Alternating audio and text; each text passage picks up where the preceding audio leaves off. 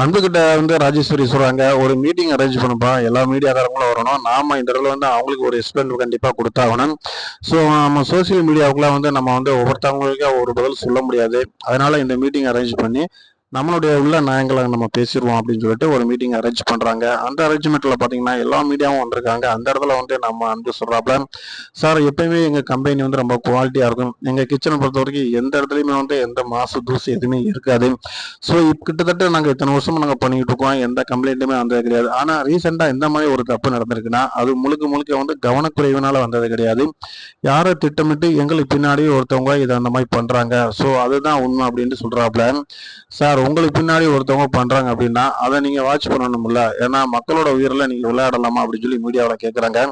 Sir அது என்னோட தப்பு தான், நான் அதை சரி பண்ணிக்கிறேன், கண்டிப்பா அடுத்து இந்த தப்பு நடக்காது அப்படின்னு சொல்லிட்டு அன்பு என்ன பண்றாருன்னு பாத்தீங்கன்னா அடுத்து ஒரு அரேஞ்ச்மெண்ட் பண்றாரு. சார் நான் இப்போ இந்த மீடியாவில் வந்திருக்க உங்களுக்கு எல்லாத்துக்குமே என்னோட கிச்சன்ல இருந்தே உங்களுக்கு சாப்பாடு அரேஞ்ச் பண்ணியிருக்கேன். சாப்பிட்டு பார்த்துட்டு நீங்க குவாலிட்டி மட்டும் இல்ல, எந்த அளவுக்கு நாங்க சுத்தமா கொடுக்குறோம் அப்படிங்கிறத நீங்க தெரிஞ்சுக்குங்க அப்படின்றாரு. ஸோ எல்லாரும் சாப்பிட முயற்சி பண்ணாலும் ஒரு நிமிஷம் யோசிக்கிறாங்க, எதுவும் பிரச்சனை வந்துருமா அப்படின்னு சொல்லி ஒவ்வொருத்தவங்களும் பேசுறாங்க.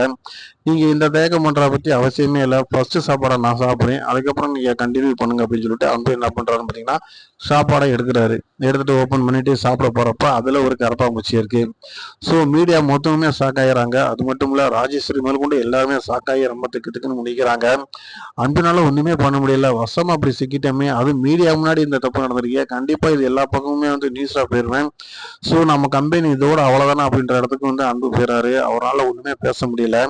ஸோ மீடியாவில் இருக்கவங்க எல்லாருமே சார் நீங்க சாப்பிடக்கூடியதுலேயே கரப்பாம்பூச்சி இருக்கு பாருங்க சார், இவ்வளவு கேர்லெஸ்ஸா நீங்க இருந்தீங்கன்னா எப்படி உங்க கம்பெனியை நீங்க ரன் பண்ண முடியுங்க அப்படின்ற மாதிரி சொல்லிடுறாங்க. அவரால் ஒண்ணுமே பண்ண முடியல. ஒரு கிடத்துல ராஜேஸ்வரி கூப்பிட்டு நம்ம அன்பு சத்தம் போடுறாங்க, நான் வேற அரேஞ்ச்மெண்ட் தானே பண்ண சொன்னேன் நானு மீட்டிங்க, நீ எதுக்கு சாப்பாடை இங்க வரைக்கும் கொண்டு வந்த பாரு, இப்ப எவ்வளவு பெரிய பிரச்சனை ஆயிருக்குன்னு பாரு. இது முழுக்க முழுக்க நியூஸா எல்லா தரப்புமே போயிடும். முதல் சோசியல் மீடியாங்கிறது ஒரு குறிப்பிட்ட அளவுல தான் இருக்கும். ஆனா இப்ப நியூஸ் வெளியில போனதுனால கண்டிப்பா நம்ம கம்பெனிக்கு சேல் வச்சிருவாங்க. இது கொண்டு நம்ம அடுத்த கம்பெனியை மூவ் பண்ணாத அளவுக்கு மாட்டிக்கிட்டோம். இவ்வளவு பெரிய தப்பு உனக்கு தேவையா, யார் கேட்டு இதை பண்ணணும்னு சொல்லிட்டு மொத்தப்படியும் கொண்டு அன்பு மேல நிப்பாட்டிடுறாங்க. அன்புனால ஒண்ணுமே பண்ண முடியல. கண்மணி பாத்தீங்கன்னா மிட் நைட் பிரியாணி சொல்லி சூப்பரா ஆரம்பிச்சிருக்காங்க. ஃபர்ஸ்ட் கஸ்டமரே ஒரு வயசானவர் காசு இல்லாம கிட்டத்தட்ட வெறும் 5 ரூபா மட்டும் பாக்கெட்ல வச்சிருக்கிற வராரு. அவருக்கு கூட கண்மணி சாப்பாடை கொடுத்து நல்லா ஒவ்வொரு சாப்பிட விடுறாங்க. ஸோ வெறுங்கையே போகக்கூடாதுன்னு அந்த 5 ரூபாய் கொடுத்துறாரு. கொடுத்தது மட்டும் இல்லாம கண்மணியை வாழ்த்திட்டு போறாரு, உங்களுடைய கடை நல்லா நல்லா வியாபாரம் ஆகும் அப்படின்ட்டு. அதே மாதிரி ஒரு ஃபேமிலி சாப்பிட்றாங்க, அவங்களுக்கு பிடிச்சி போயிருது. ஸோ அதுக்கப்புறம் அவங்க ஃப்ரெண்ட்ஸ் எல்லாத்தையுமே கூப்பிட்டு அரேஞ்ச்மெண்ட் பண்றாங்க, எல்லாருமே சாப்பிட்றாங்க. செம்மையா இருக்கு கண்மணிக்கு. கண்மணி ஒரு டாப் ரேஞ்சில் போயிட்டு இருக்கேங்க. அன்பு மாட்டிக்கிட்டாரு.